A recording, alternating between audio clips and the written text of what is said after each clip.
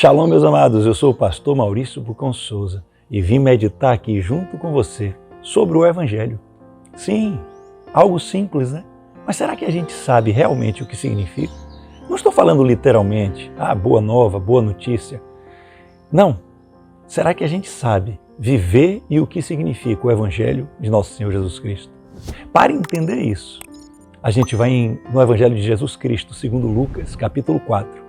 A partir do versículo 14, a Bíblia vai nos contar, o doutor Lucas vai nos contar, movido pelo Espírito Santo, que Jesus Cristo vai entrar novamente na cidade de Nazaré. Ele vai retornar a Nazaré. E ele vai ler naquela sinagoga uma passagem do livro de Isaías, que ele vai dizer que ele é o Messias. Todo mundo conhece essa passagem. E para os fariseus, foi um momento muito difícil de ouvir isso da boca de um homem que eles não queriam acreditar que era o Messias que vinha. E aí, eu vou ler aqui a partir do versículo 16, mas vou ler pouco, explicar mais. Vejam só. E chegando a Nazaré, onde fora criado, entrou num dia de sábado, segundo o seu costume, na sinagoga e começou a ler. Gente, ele ia ler uma passagem, como era de costume na sinagoga. Mas a gente precisa entender, para compreender essa passagem, que Jesus estava retornando a Nazaré. O que isso significa? Jesus é conhecido como Galileu, não é porque ele nasceu na Galileia, numa cidade chamada Belém, mas ele foi criado numa outra cidade também na Galileia, chamada Nazaré. Por isso ele também é conhecido como Nazareno. E nessa cidade ele passou toda a sua juventude, toda a sua infância, toda a sua adolescência. Então o que acontece, amados? Todo mundo conhecia ele.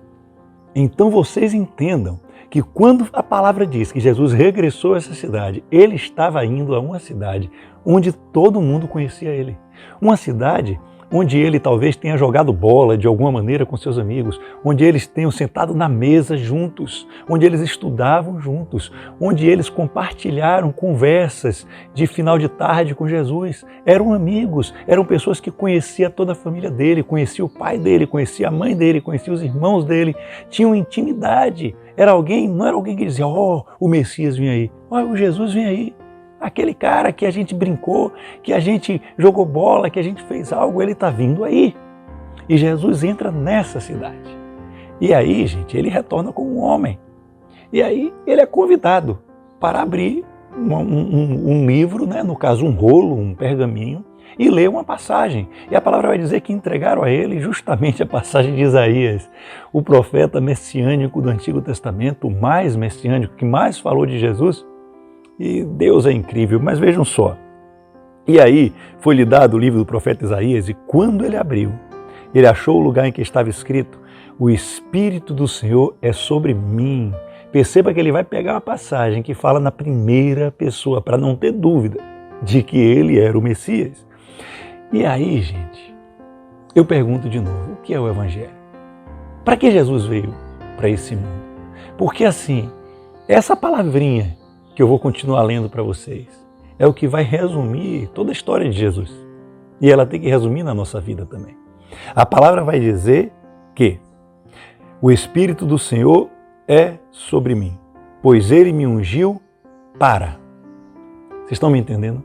Ele me ungiu para fazer algo. Ele me ungiu com um objetivo. Ele me ungiu para realizar uma missão. E essa missão aí, é a nossa também aqui. Jesus Cristo, quando subiu, ele deu uma missão.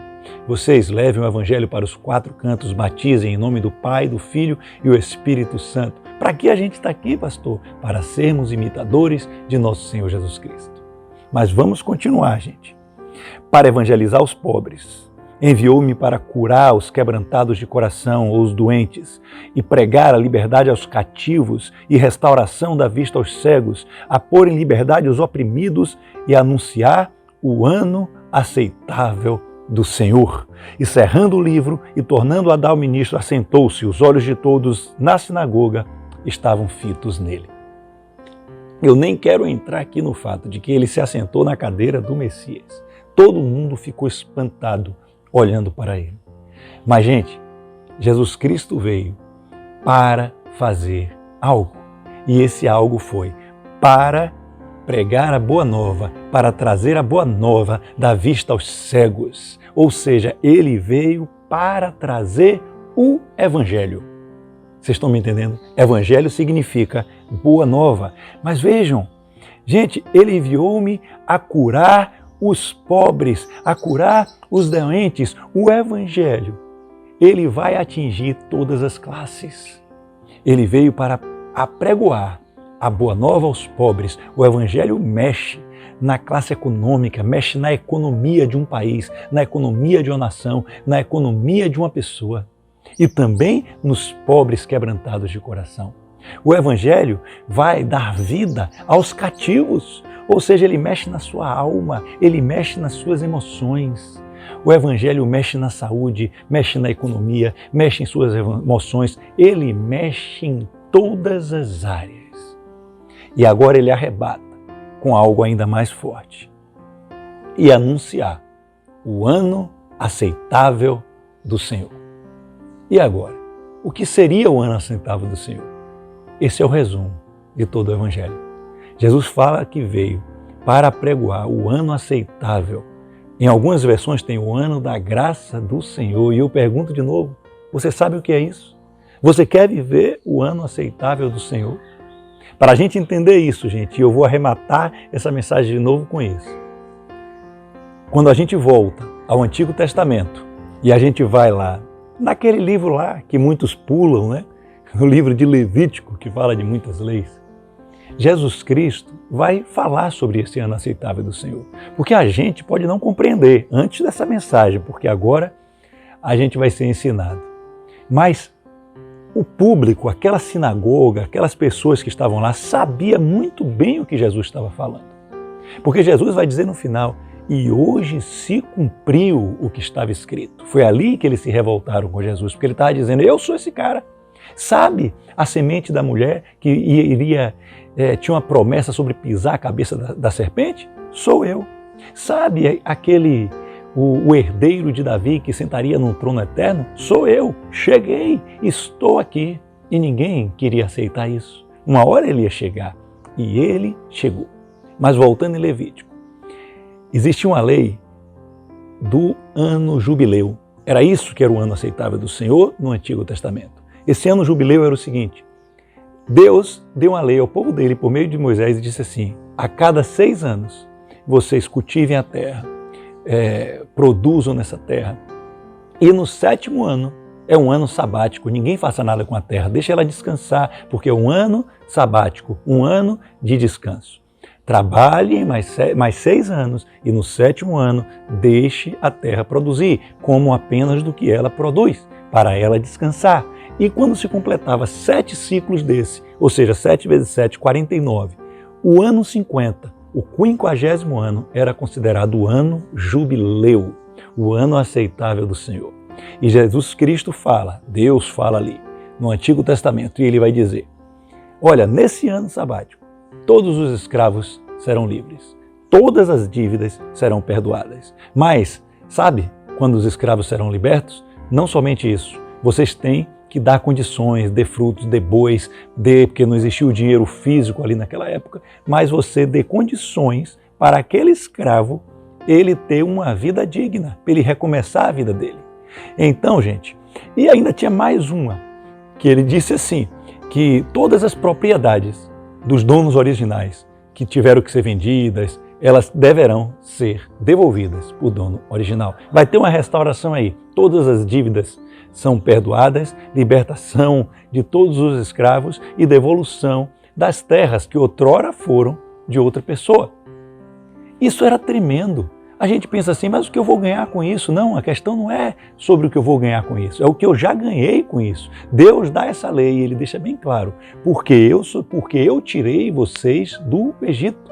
Ou seja, não é pelo que eu vou ganhar, e sim pelo que eu já ganhei. Eu já ganhei a liberdade em nosso Senhor Jesus Cristo. Eu já fui amado, eu já fui perdoado. Então, essa coisa maravilhosa aí, Jesus Cristo, ele chega ali e diz assim, ó, sabe o ano jubileu? Pois é, eu vim aqui, o Evangelho, trazer o Evangelho, que vai decretar o ano aceitável do Senhor.